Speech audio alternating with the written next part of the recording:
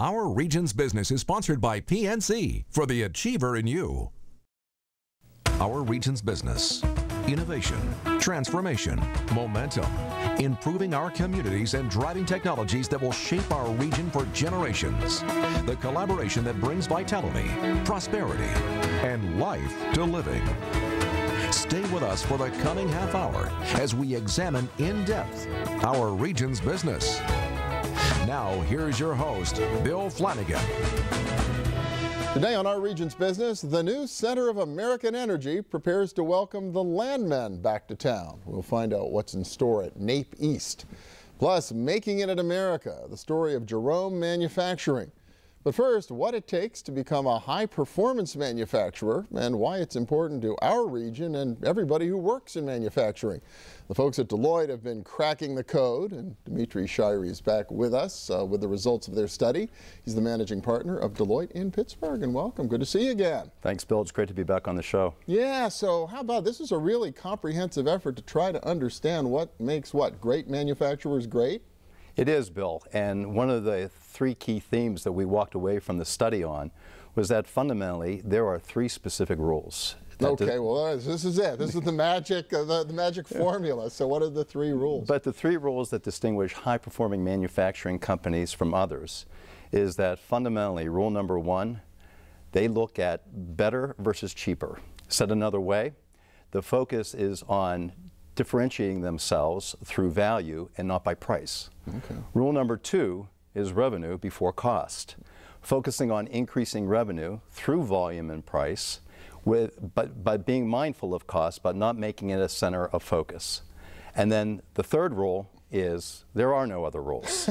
Look to rules 1 and 2 above. All right, very good. Value and revenue. It makes a lot of sense, and those are kind of time tested. And I guess as you looked at the broad spectrum of manufacturers, you really find that tends to be the case. And what sets one apart from another?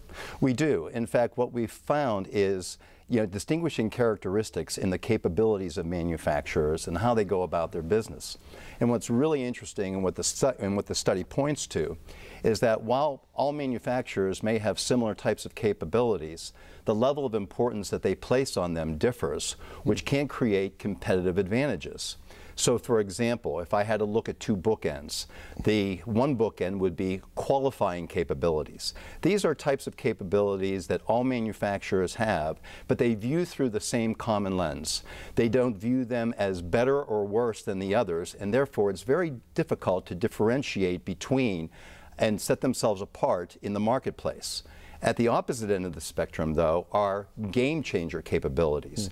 These types of capabilities not only have a distinct advantage to high-performing manufacturers today, but the level of importance of those capabilities tomorrow will clearly continue to provide them with a competitive advantage as they move forward. So give me, for instance, what's a game-changer type of thing?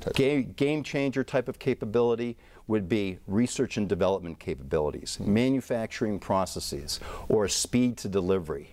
These are examples that are game changers for high-performing companies that have consistently employed their capabilities and set importance on them not only today, but look at the relative importance of them in the next 5 years. It's different than the lower performing companies. So these game-changing companies, I mean, do they go out and make a concerted effort to find these game changers, or do they just sort of stumble into it by accident?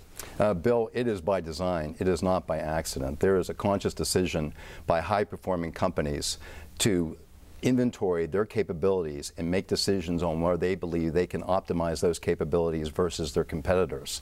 So for example, when you look at those game-changing capabilities, whether it be in research and development, whether it be speed to market, or whether it be in their manufacturing processes, they clearly understand that those are distinct advantages that they have today, and those will be important advantages in the future. Now, is there a middle ground, though? Because if you're not already at the whole high-performing end, but you want to get there, is there a way to get there without making some enormous leap?